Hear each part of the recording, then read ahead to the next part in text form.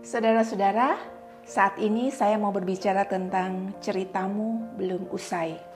Waktu saya sedang mempersiapkan untuk episode kali ini, tiba-tiba Tuhan menaruh di dalam hati saya sebuah perasaan tentang orang-orang yang mulai putus asa di dalam hidupnya oleh karena dia melihat banyak hal terjadi yang tidak sesuai dengan harapan dari yang Bapak Ibu inginkan. Ada orang-orang mulai merasa putus asa, kenapa aku selalu gagal, kenapa aku selalu tidak berhasil, kenapa bisa terjadi ini dan itu tidak sesuai dengan harapan, kenapa proses ini begitu sulit. Ketika itu berlaku di dalam diri Bapak Ibu Saudara sekalian, maka hari ini Roh Tuhan mau memberitahukan kepada kita semua bahwa cerita Bapak Ibu belum usai, belum selesai sampai di sini. Ada tujuan Tuhan di dalam kehidupan kita. Cerita kita dari awal ketika kita lahir, itu hal yang terpenting dalam hidup kita.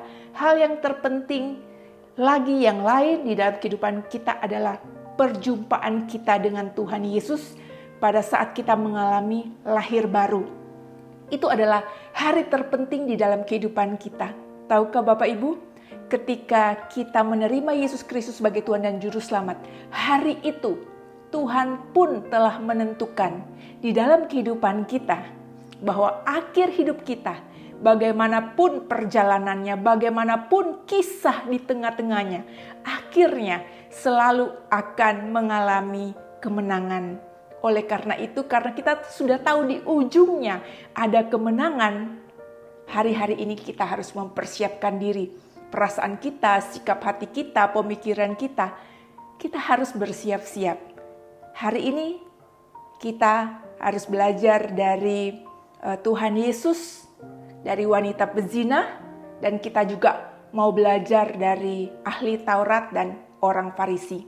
Saya akan membacakan di Yohanes pasal 8 ayat 1 sampai dengan ayatnya yang ke-11. Tetapi Yesus pergi ke Bukit Zaitun. Pagi-pagi benar ia berada lagi di bait Allah dan seluruh rakyat datang kepadanya. Ia duduk dan mengajar mereka. Maka ahli-ahli Taurat dan orang-orang Farisi membawa kepadanya seorang perempuan yang kedapatan berbuat zina. Mereka menempatkan perempuan itu di tengah-tengah. Lalu berkata kepada Yesus, "Rabi, perempuan ini tertangkap basah ketika ia sedang berbuat zina. Musa dalam hukum Taurat memerintahkan kita untuk melempari perempuan-perempuan yang demikian. Apakah pendapatmu tentang hal itu?" Mereka mengatakan hal itu untuk mencobai dia, supaya mereka memperoleh sesuatu untuk menyalahkannya. Tetapi Yesus membungkuk lalu menulis dengan jarinya di tanah. Dan ketika mereka terus-menerus bertanya kepadanya, ia pun bangkit berdiri lalu berkata kepada mereka, "Barang siapa di antara kamu tidak berdosa, hendaklah ia yang pertama melemparkan batu kepada perempuan itu." Lalu ia membungkuk pula dan menulis di tanah. Tetapi setelah mereka mendengar perkataan itu, pergilah mereka seorang demi seorang, mulai dari yang tertua. Akhirnya tinggallah Yesus seorang diri dengan perempuan itu yang tetap di tempatnya. Lalu Yesus bangkit berdiri dan berkata kepadanya, "Hai perempuan, di manakah mereka? Tidak adakah seorang yang menghukum engkau?" Jawabnya, "Tidak ada Tuhan." Lalu kata Yesus, "Aku pun tidak menghukum engkau. Pergilah dan jangan berbuat dosa lagi mulai dari sekarang."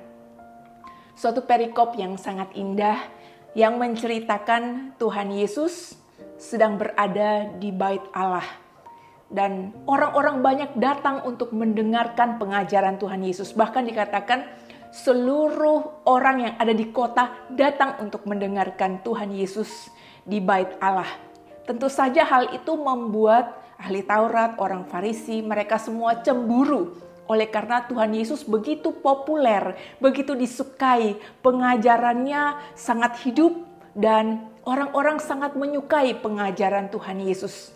Itulah sebabnya oleh karena iri, oleh karena cemburu, mereka mau menjebak Tuhan Yesus. Bapak Ibu, iri hati itu membuat seseorang itu bisa mencelakakan orang lain. Itulah sebabnya kita harus jaga hati. Jangan sampai jadi seperti ahli Taurat orang Farisi. Oleh karena cemburu, iri, makanya menghalalkan segala cara untuk menjebak dan menghancurkan orang lain. Nah, ketika mereka lakukan itu, mereka bersepakat ingin menjebak Tuhan Yesus karena cemburu dan iri. Maka mereka menangkap paksa seorang wanita yang kedapatan berzina, ditaruh di tengah-tengah orang banyak supaya banyak saksi, dengan maksud supaya mereka bisa mencelakakan Tuhan Yesus. Tuhan Yesus bisa salah jawab. Kalau salah jawab bisa dilihat oleh banyak orang dan banyak saksinya.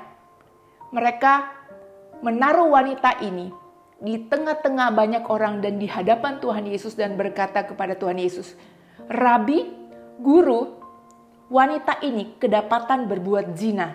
Menurut hukum Musa, maka wanita ini harus dilempari dengan batu sampai mati. Apa pendapat Guru? Apa yang harus kami lakukan? Harus bagaimana?" Dengan sengaja mereka tahu kalau jawab A, maka Tuhan Yesus bisa celaka. Jawab B juga bisa celaka. Kalau Tuhan Yesus menjawab, "Oh, silakan kalian lempari wanita ini dengan batu sesuai dengan hukum Musa," maka mereka menjebak Tuhan Yesus supaya pemerintahan Romawi itu bisa menangkap Tuhan Yesus karena main hakim sendiri. Dan juga mereka bisa bilang, "Oh, kalau dia adalah Mesias, kenapa dia tidak penuh dengan kasih?"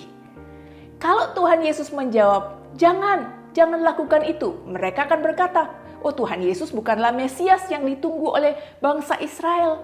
Tuhan Yesus bukanlah Mesias." Kenapa? Karena melanggar dan menolak hukum Musa. Jadi dia bukan Tuhan. Oleh karena itu yang Tuhan Yesus lakukan adalah mulai menulis di tanah. Apa yang Tuhan Yesus tulis, itu yang paling tahu ya Tuhan. Tetapi kalau kita berdoa, kita bisa diberikan pewahyuan di dalam hati. Kira-kira apa sih yang Tuhan tulis? Tentu saja itu sebuah misteri, kita bisa tanya sama Tuhan kalau kita ada di sorga ya. Tetapi ketika saya berdoa, Roh Kudus menaruh di dalam hati yang Tuhan tulis adalah guilty, bersalah. Semua manusia itu sudah berdosa dan bersalah. Jadi Tuhan tahu di semua area, di tempat itu yang banyak orangnya, di bait suci itu, di bait Allah itu, semuanya adalah orang berdosa kecuali Tuhan Yesus. Dan ketika mereka mendesak, "Guru, harus jawab nih, apa yang harus kami lakukan?" Tuhan Yesus bangkit dan berkata, "Barang siapa yang tidak berdosa, hendaklah dia yang pertama kali ambil batu, lempari wanita pendosa, wanita pezina itu." Dan ketika Tuhan Yesus katakan seperti itu, maka tiba-tiba tidak ditulis, tidak terlihat, Roh Kudus menemplak banyak hati setiap orang yang hadir di tempat itu. Ketika Yesus katakan itu, dikatakan bahwa yang paling senior, yang paling tua, ahli Taurat orang Farisi yang paling dihormati, dia yang duluan tiba-tiba tertunduk, pergi diam-diam meninggalkan kumpulan orang itu. Satu persatu mereka pergi. Kenapa? Karena Roh Kudus menjamah semua orang di tempat itu karena perkataan Tuhan Yesus. Karena Tuhan Yesus bekerja sama dengan Roh Kudus dan Roh Kudus menaruh perasaan bersalah, berdosa di dalam hati setiap orang karena Roh Kudus mau memberitahukan bahwa semua manusia telah berdosa dan telah kehilangan kemuliaan Tuhan. Oleh karena itu tidak ada seorang pun yang benar kecuali Tuhan Yesus. Maka satu demi satu pergi, dari yang senior sampai ke junior, semua tertemplak dan mereka pergi. Semuanya, firman Tuhan katakan, tinggallah Tuhan Yesus bersama dengan wanita itu. Karena semua telah mengalami templakan Roh Kudus. Tapi apa yang terjadi? Wanita pezina yang pada saat dia ditangkap pasti dia takut.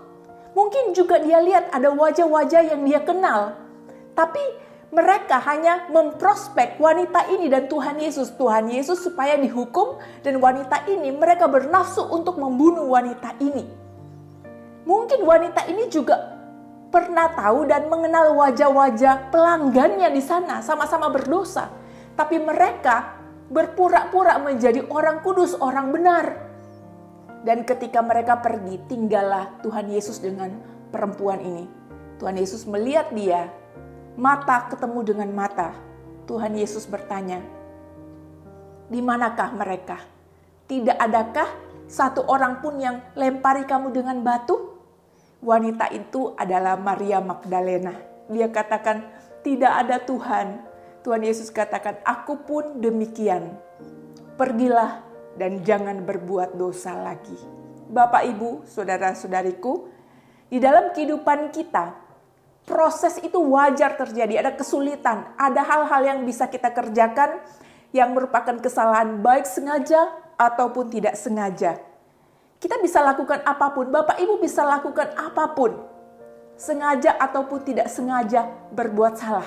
Tapi itu bukan akhir dari cerita kehidupan kita. Bukan akhir dari cerita kehidupan Bapak Ibu. Jangan katakan kehidupanku sial, sudah berakhir, kacau semua, hancur semua, rusak semua. Tidak seperti itu. Tidak akan hancur dan rusak di akhir, karena Tuhan sudah desain akhir kehidupan kita adalah berkemenangan, menang. Apapun proses yang ada di tengah-tengahnya. Tapi apa yang harus kita lakukan? Harus berespon seperti apa? Kita harus berespon seperti wanita pezina ini di hadapan Tuhan Yesus. Ketika tertemplak oleh Roh Kudus, wanita ini tinggal di sana. Dia datang, dia berlutut, sekalipun dia ditangkap, dia dengan penuh kerendahan hati. Mereka semua yang ada di bait suci, mereka telah tertemplak oleh Roh Kudus. Tapi yang mereka lakukan hanya merasa bersalah tanpa bertobat. Hanya merasa bersalah tanpa berbalik. Hanya merasa bersalah tanpa berubah. Hanya merasa bersalah tanpa taat. Mereka hanya dijamah, tetapi membiarkan jamahan itu berlalu. Mereka tidak berbalik dari jalan yang jahat. Mereka tidak punya kerendahan hati. Wanita ini punya kerendahan hati. Kita tahu bahwa Maria Magdalena sampai di akhir, dia mengiring Tuhan Yesus. Dia setia sampai akhir. Dia bertobat, dia berubah. Tetapi ahli Taurat, orang Farisi, dan pendengar-pendengar yang pada saat itu ada di sana, satu persatu pergi. Mereka dijamah, luar biasa. Tapi mereka hanya cukup menerima jamahan itu dan pergi. Tanpa menjadi seseorang, tanpa merindukan ada akhir yang berkemenangan dalam hidupnya. Itulah sebabnya Bapak Ibu, kalau Bapak Ibu mau supaya di akhir hidup penuh dengan kemenangan, bahkan lebih daripada pemenang, maka yang harus dilakukan adalah bertobat, berbalik dari jalan yang jahat, ubah kehidupan, mulai taat kepada Tuhan, mulai meresponi apa yang menjadi panggilan Tuhan di dalam kehidupan Bapak Ibu. Saya terbeban untuk melihat kehidupan Bapak Ibu, saudara-saudari sekalian menjadi kehidupan yang diberkati. Oleh karena itu, di sesi kali ini saya tidak akan menutupnya dengan doa, tetapi saya minta supaya Bapak Ibu yang punya pergumulan yang berat, yang bisa bikin Bapak Ibu itu patah hati, hancur hati, putus asa, apapun Bapak Ibu nantinya bisa tulis di kolom komentar. Saya akan menyiapkan waktu saya secara khusus untuk mendoakan Bapak Ibu Saudara yang menuliskan di kolom komentar apa yang menjadi pergumulan Bapak Ibu sehingga Bapak Ibu merasa hancur, merasa down, merasa tidak punya kekuatan lagi. Ingat, di akhir kehidupan kita ada kemenangan. Oleh karena itu, please Bapak Ibu, jangan menyerah. Amin. Tuhan Yesus memberkati.